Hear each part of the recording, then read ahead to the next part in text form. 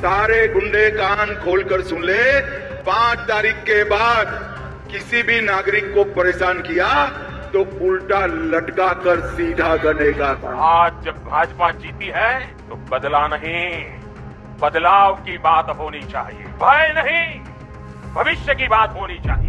बंगाल में बीजेपी के इलेक्शन जीतने के साथ ही एक नई सुबह हो चुकी है। अब वहां की सड़कों पर टीएमसी के कार्यकर्ताओं का राज खत्म हो चुका है और बीजेपी के कार्यकर्ताओं का राज कायम हो गया है। टीएमसी के 15 साल के जंगल राज से लोगों को निजात तो मिल गई है, अब उनको बीजेपी के राज में क्या होने वाला है उसका ट्रेलर जरूर देखने को मिल रहा है।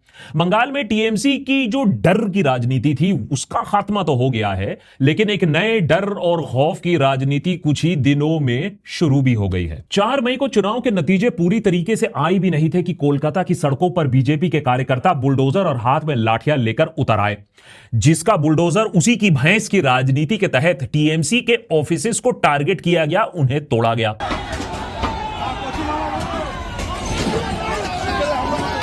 सिर्फ ऑफिस ही नहीं, टीएमसी के कार्यकर्ताओं को भी अच्छे से तोड़ा गया। लेकिन यह तो बंगाल की परंपरा रही है। जब लेफ्ट सत्ता में आई थी 1977 में, तब कांग्रेस के कार्यकर्ताओं को तोड़ा गया था। 3 दशक से भी ज्यादा उन्होंने राज किया। जब टीएमसी सत्ता में आई तो लेफ्ट के कार्यकर्ताओं को तोड़ा गया और अब बारी है बीजेपी की कुटाई करने के लिए। हिंसा की ऐसे वारदातें चुनाव परिणाम के आने के कुछ दिन बाद तक चलते रहे। मजे की बात यह है कि बीजेपी ने बीते 3 चुनाव में बंगाल में बढ़ रहे राजनीतिक हिंसा को एक बड़ा चुनावी मुद्दा बनाया था। आज उन्हीं के कार्यकर्ता राज्य में हिंसा भड़का रहे हैं और टॉप लीडरशिप चुप है। अच्छा चलिए, चुप नहीं है।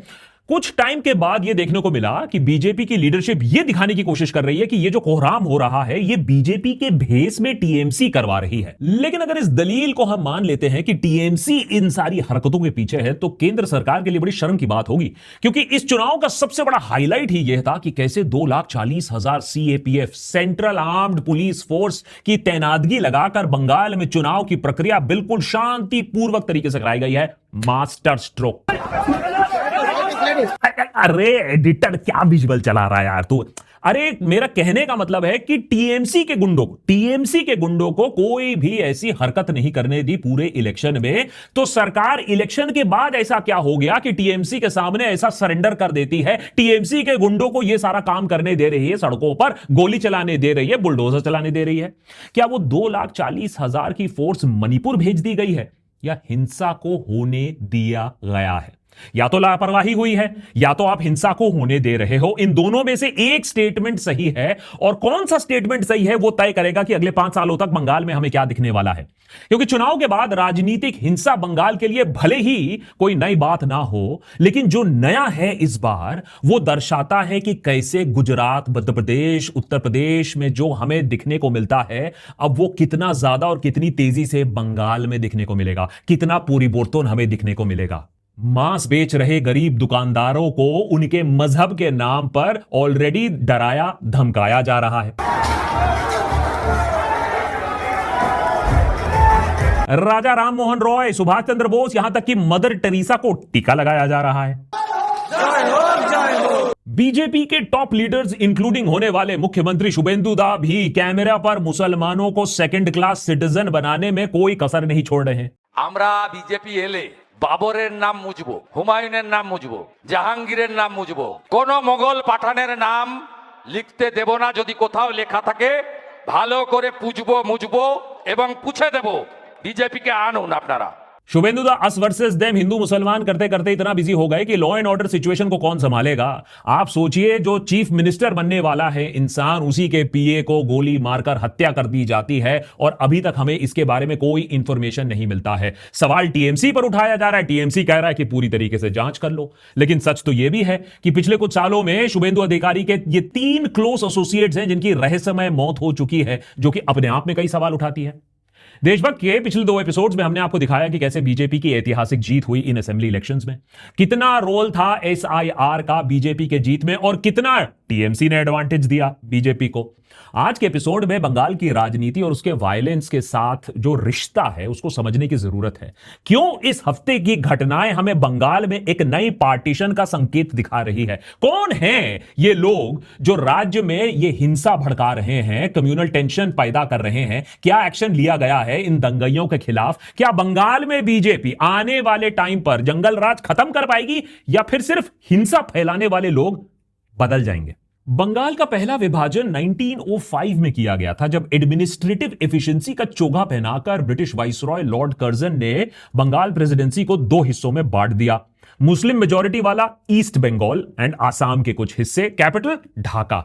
हिंदू मेजॉरिटी वाला इलाका बना वेस्ट बंगाल, जिसमें बिहार और उड़ीसा के भी कुछ हिस्से थे, कैपिटल कैलकाटा। बंटवारे की राजनीति तो की गई थी बंगाली नेशनलिज्म को कमजोर करने के लिए, लोगों को बांटने के लिए, लेकिन अंग्रेजों का यह जो मंसूबा था वो कामयाब नहीं हुआ, क्योंकि बड़े पैमाने पर इस विभाजन का, पार्टीशन का विरोध हुआ। 1911 में पार्टीशन ऑफ बंगाल को रद्द कर दिया गया, लेकिन हिंदुओं और मुसलमानों के बीच में जो रंजिश की बीज थी वो बो दी गई थी। फसल काटने का वक्त आया कुछ साल बाद 1947, second partition of Bengal. Partition के चलते बंगाल को फिर से काटा गया, फिर से धर्म के आधार पर रेडक्लिफ लाइन से बना भारत का हिंदू मेजॉरिटी वेस्ट बंगाल और मुस्लिम मेजॉरिटी ईस्ट बंगाल बना पाकिस्तान का हिस्सा। 1971 में पाकिस्तान से आजाद होकर यही बनता है फिर बांग्लादेश। आज एक बार फिर से बंगाल बंटवारे की दलदल में फंसता दिख रहा है। एक बार फिर से राजनीतिक फायदे के लिए उसे बांटने की कोशिश हो रही है। अगले कुछ समय में पता चलेगा कि बंगाल को फिर से बांटा जा पाया या लोगों ने इसका विरोध किया।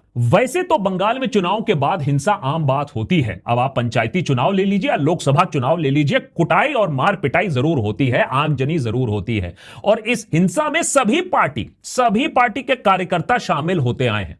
लेकिन फिर भी इस हफ्ते जो तस्वीरें हमारे सामने आई उससे पूरा देश हैरान रहा।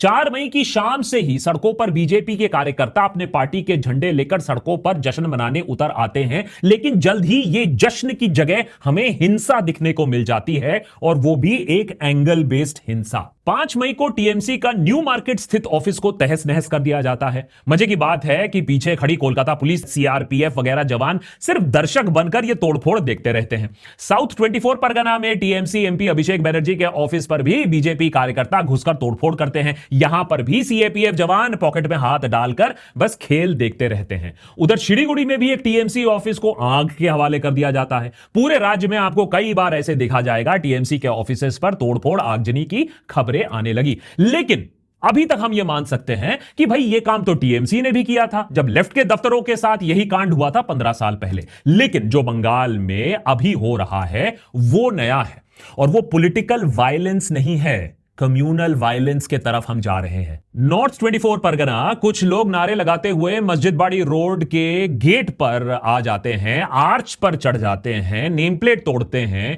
उसकी जगह नेताजी पुल्ली का होर्डिंग लगा देते हैं। यहां भी वीडियो पर आप देखोगे नीचे खड़े सीआरपीएफ के जवान हेलमेट पहनकर बस तमाशा ही देख रहे थे, कोई बीच में इंटरफेयर नहीं कर रहा था। लॉ एंड ऑर्डर जिसके हाथ में लाठी है उसी की है। बारासात से भी एक ऐसी घटना सामने आती है जहां सिराजुद्दौला के गेट पर बनी बंगाल के नवाब सिराजुद्दौला की मूर्ति तोड़कर वहां शिवाजी उद्यान का बैनर चढ़ा दिया जाता है।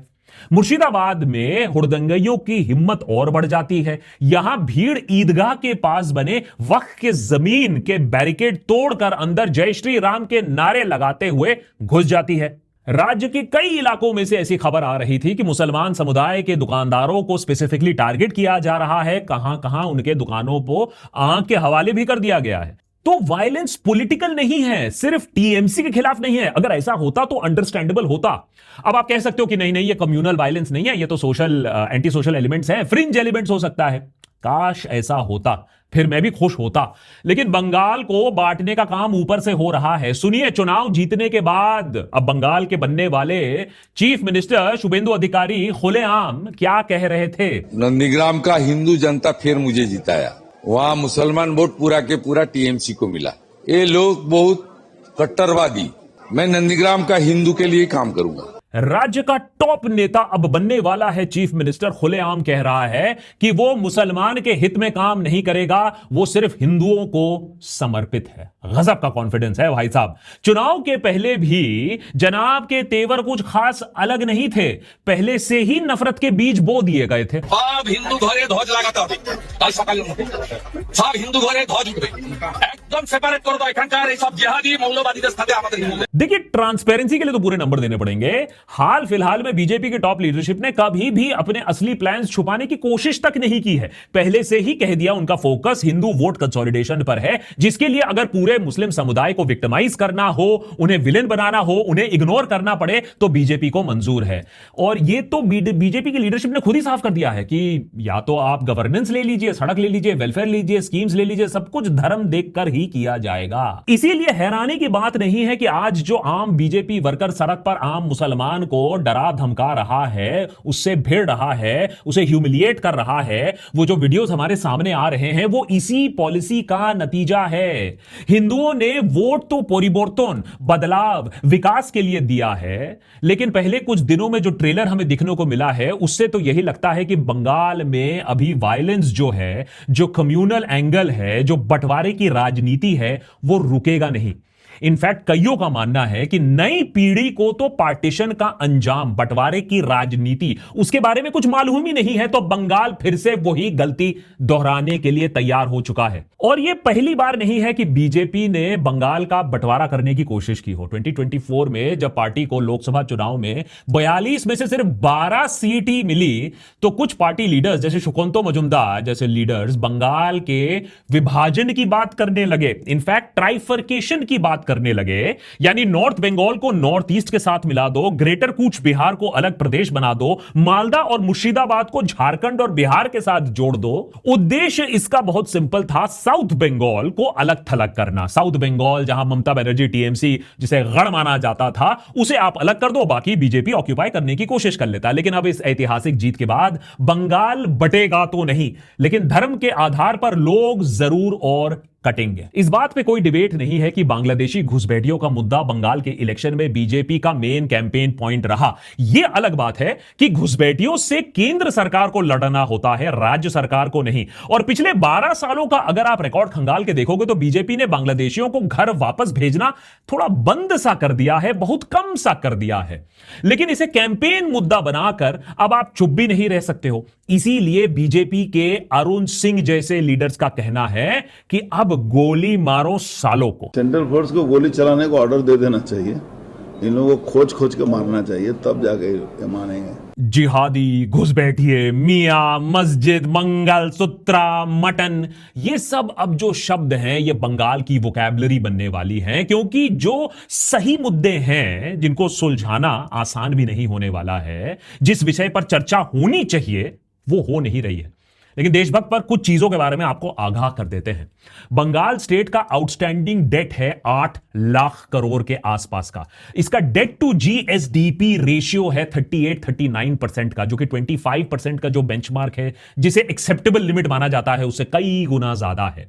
इंटरेस्ट पेमेंट जो आप इतने सारे लोन कर्जे लेकर रखे हो, 42% का स्टेट का जो रेवेन्यू है वो इंटरेस्ट पेमेंट पर निकल जाता है। और सारी जो इंडस्ट्रीज हैं वो तो पलायन वैसे में भी कर चुकी हैं, पहले लेफ्ट रूल के अंदर और फिर टीएमसी के रूल के अंदर। तो बंगाल का जो जीडीपी है वो श्रिंक करता रहता है, उसके ऊपर अनएम्प्लॉयमेंट है, यूथ माइग्रेशन है, लो प्राइवेट इन्वेस्टमेंट है, ये सारी दिक्कतें हैं, जिसके वजह से अगर आप पर कैपिटा इनकम की बात करो, जो देश में सबसे ऊपर हुआ करता था, अब वो लैगार्ड्स में आ चुका है।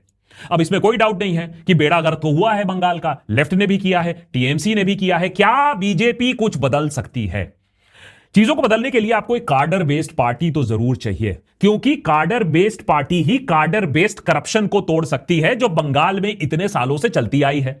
बंगाल में कार्डर बेस्ड सिंडिकेट राज चलता आया है, रिक्रूटमेंट स्कैम चलता आया है, कट मनी स्कैम चलता आया है। बंगाल में एक आम इंसान को मालूम है इसकी दिक्कतें क्या पड़ती है। वो इंसान अगर अपने घर पर भी कुछ मरम्मत करवाने जाए तो पार्टी को कट मनी देना पड़ता है। सबसे बड़ा टेस्ट होगा बीजेपी के लिए, उसके एडमिनिस्ट्रेशन के लिए, क्या वो पब्लिक सेफ्टी, क्या वो इन्वेस्टर कॉन्फिडेंस, क्या वो लो लेवल ये जो पार्टी पॉलिटिक्स और कट मनी है, ये जो करप्शन है, उसे खत्म कर पाती या नहीं। सबसे बड़ा टेस्ट ये होगा। क्या इसके बारे में कॉन्वर्सेशन हो रही है? ज्यादा नहीं अभी तक।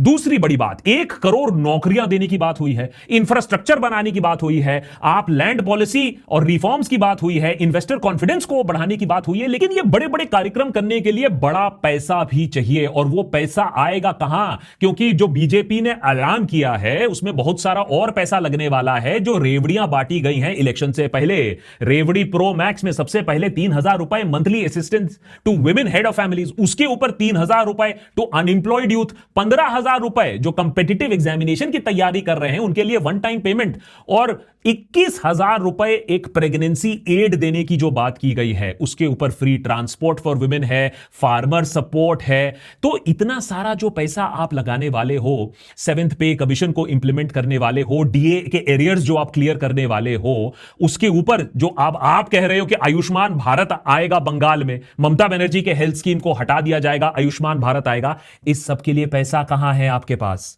इस सब में कोई शक नहीं है कि ममता बनर्जी फेल करी जहां तक डेवलपमेंट ऑफ बंगाल की बात है। अब इसके कई कारण हैं, कुछ टीएमसी का बनाए कारण, कुछ बाहरी कारण हैं, लेकिन सवाल यह है कि आपको पॉपुलेशन के साथ काम करना पड़ेगा, सबको साथ में लेकर काम करना पड़ेगा। लेकिन क्या ऐसा हो पाएगा जब आप डर की राजनीति और कम्युनल पॉलिटिक्स चलाओगे और जब आपसे सवाल कोई पूछेगा ही नहीं, अस वर्सेस देम में ही लोग बिजी हो जाएंगे, तब ये हार्ड वर्क कौन करेगा? हम गैस पेट्रोल के लिए मोदी को वोट नहीं दे रहे, हमारे देशद्रोही के पीछे पेट्रोल डालने के लिए दे रहे। पहले देश साफ होगा फिर अपने आप ये होगा। जय श्री राम। क्या शुभेंदु अधिकारी के चीफ मिनिस्टर बनने के बाद ये जो हरकतें हुई हैं, जो हिंसा हुई है, ये सब खत्म हो जाएगा, थिंग्स विल सेटल डाउन और बंगाल एक बार फिर से तरक्की की तरफ चल पाएगा? भाई देशभक्त पर तो हम यही चीज मानना चाहेंगे। अरे भैया अगर बंगाल में चीजें अच्छी हुई तो 2-4 ऐड हैं हमें भी मिलेंगे एडिटर। लेकिन जो हमारे पास फैक्ट्स हैं, जो तथ्य हैं, उन्हें इग्नोर नहीं किया जा सकता है। पिछले कुछ दिनों में जो हमें देखा, जो हमें समझ में आया, वो एक ट्रेलर लग रहा था कि आने वाले दिनों में क्या होगा। क्रोनोलॉजी आप समझिए, और अब यह देखना होगा कि जैसे अगले दुर्गा पूजों में क्या वेजिटेरियन स्टॉल ही होने वाले हैं या नॉन वेजिटेरियन स्टॉल को रहने दिया जाएगा? क्या महिला जो सड़क पर चलती है बंगाल में आराम से बिना किसी रोक टोक के, उसे रोका जाएगा, टोका जाएगा? क्या law and order situation improve होगा या फिर और भी एक कम्युनल इख्तियार ले लेगा? अब जैसे 6 मई की अगर हम बात करें, रात 10:30 बजे जोशोर रोड कोलकाता एयरपोर्ट से सिर्फ 3 किलोमीटर दूर चंद्रनाथ रथ बीजेपी लीडर शुभेंदु अधिकारी के 5 साल से रहे पर्सनल असिस्टेंट्स को अपनी स्कॉर्पियो में गोली मारकर हत्या कर दी जाती है। एयरपोर्ट से जैसे ही वो आगे निकलते हैं, उनकी गाड़ी के आसपास 4 मोटरसाइकिल बोर्ड असेलेंट्स आ जाते हैं। एक छोटी गाड़ी सामने से रास्ता ब्लॉक करती है, स्कॉर्पियो रुकती है और बाइक सवार लोगों ने फायरिंग कर दी। रथ को 3 गोलियां लगती है जिससे उनकी मौत हो जाती है। शूटर्स फरार। इस एपिसोड को रिकॉर्ड करते समय भी पुलिस को कोई खासा लीड नहीं मिला है, एक सिवाय वो जो व्हीकल्स हैं जो इस कांड में इस्तेमाल किए गए थे। बीजेपी ने तुरंत इसे टारगेटेड पॉलिटिकल असैसिनेशन कहा। शुभेंदु अधिकारी ने भी टीएमसी को निशाने पर लेने की कोशिश की, लेकिन बात यह है कि टीएमसी ने साफ मना कर दिया है अपने इन्वॉल्वमेंट का। टीएमसी के लीडर्स ने कहा है कि हम इस बात को कंडेम करते हैं, इसकी पूरी जांच होनी चाहिए, और साथ में यह भी याद दिलाया कि पूरे जो बंगाल में हिंसा हुई है पिछले कुछ दिनों में, उसमें 3 वर्कर्स उनके भी मारे गए हैं, क्या वहां भी पुलिस जांच होगी? अब राजनीति में आरोप प्रत्यारोप तो चलता रहेगा, लेकिन चंद्रनाथ रथ की मौत में एक इंटरेस्टिंग डिटेल भी उभर कर आया है। एक पैटर्न जो 13 सालों से शुभेंदु अधिकारी के करीबियों के साथ होता आया है। तब भी जब वो टीएमसी में थे, बीजेपी उनके खिलाफ स्टिंग ऑपरेशन चलाते थे, और अब भी जब वो मुख्यमंत्री बन रहे हैं। 2013 में उनके एक और पीए प्रदीप झा बड़े रहस्यमय तरीके से मारे जाते हैं। 2018 में भी उनके पर्सनल सिक्योरिटी ऑफिसर शुभ्रता चक्रवर्ती की भी लाश पुलिस बैरक में मिलती है। पुलिस इसे सुइसाइड बताती है, लेकिन इस केस में आज तक कोई कंक्लूसिव आंसर नहीं मिला है। उनके परिवारजन अभी भी इसके लिए एक इन्वेस्टिगेशन मांग रहे हैं। 2021 में भी अधिकारी के एक और करीबी पुलक लाहिरी भी एक संदिग्ध हालत में मारे जाते हैं। यहां भी जांच में कुछ साफ निकल कर नहीं आता है। 3 सालों में ही 4 स्टाफ की मौतें हो चुकी हैं, वो भी एक ऐसे नेता जिन्हें बंगाल की राजनीति में केंद्र बिंदु माना जाता है, चाहे वो विपक्ष में जब रहे हो या अब जब वो मुख्यमंत्री बनने वाले हो। और इन सब के बीच कोई सेंट्रल एजेंसी कभी कोई ठोस नतीजे पर नहीं आ पाई है, कोई क्लियर इन्वेस्टिगेशन नहीं हो पाई है। हम उम्मीद करते हैं कि जो काम टीएमसी के शासन पर नहीं हो पाया वो बीजेपी के रहते हुए हो जाए, लॉ एंड ऑर्डर इंसिडेंट्स ऐसे ना हो, सारे क्लियर आंसर्स हमें मिल पाए, यही उम्मीद हम कर सकते हैं। उधर अगर कल बंगाल में कम्युनल फोर्सेस की गुंडागर्दी और बढ़ती है तो इसे रोकने में विपक्ष क्या कर पाएगी? ममता बनर्जी ने कई दिनों तक रिजाइन करने से मना कर दिया, इलेक्शन कमीशन और बीजेपी पर इलेक्शंस में चोरी और हेराफेरी करने की आरोप लगाती रही। इसी बीच में बंगाल के गवर्नर ने खुद ही असेंबली को डिसॉल्व कर दिया, ममता बनर्जी की चीफ मिनिस्टर की कुर्सी ऑटोमेटिकली चली गई। लेकिन क्या दशकों से लेफ्ट के खिलाफ लड़ने वाली ममता बनर्जी अब राइट के खिलाफ मोर्चा नया खोलेगी? या जब इंडिया ब्लॉक ने आपको एक मौका दिया था मोर्चा खोलने का 2024 इलेक्शंस के रिजल्ट में, तब आपने यह काम नहीं किया, अब क्या बहुत देर हो चुकी है? अखिलेश यादव चुनाव के बाद खास ममता बनर्जी से बंगाल मिलने आए। इस मीटिंग के बाद उन्होंने सोशल मीडिया पर देश के लोगों के लिए एक लंबी चौड़ी चिट्ठी भी लिखी जिसमें उन्होंने ममता के कई आरोप फिर से दोहराए और इलेक्शन कमीशन और बीजेपी के सांठगांठ के खिलाफ आम लोगों को आगाह भी किया। याद रखिए कि अगले साल उत्तर प्रदेश में भी चुनाव है। पिछली बार समाजवादी पार्टी का परफॉर्मेंस अच्छा तो रहा लेकिन वो काफी पीछे रह गई मेजॉरिटी बनाने से। इस बार उन्हें यह डर है कि बंगाल, बिहार और दिल्ली की तरह एसआईआर करवाकर उनकी पार्टी को भी नुकसान पहुंचाया जा रहा है। बंगाल के लोगों को भी अब चौकस रहना होगा। अगर विकास हुआ तो अच्छी बात है, बंगाल नीड्स डेवलपमेंट, ये बात हम भी मानते हैं। और अगर बंगाल में अच्छे दिन आए तो 2-4 एड्स हमें भी मिल जाएंगे, हमारे भी अच्छे दिन आ जाएंगे, क्योंकि आप जो हो वो तो patreon.com/देशभक्त पर जाते नहीं हो, मेंबरशिप बनते नहीं हो, सपोर्ट करते नहीं हो, तो ऐड ही सही। लेकिन अगर एक ऐसे विकास के बदले और कम्युनल जहर लगने लगे, घुलने लगे बंगाल में, तब जनता क्या करेगी? जनता ने तो सारे पार्टीज को मौका दिया, लेफ्ट हो, राइट हो, सेंटर हो। अब देखना यह है कि बीजेपी ने बार बार जो कहा था, जो मोदी जी ने भी कहा था कि एक बार मुझे भी मौका देके देखो, तो बंगाल ने मौका तो दे दिया है। अब बीजेपी विकास लाती है या विनाश होता है बंगाल का, यह देखने की बात है।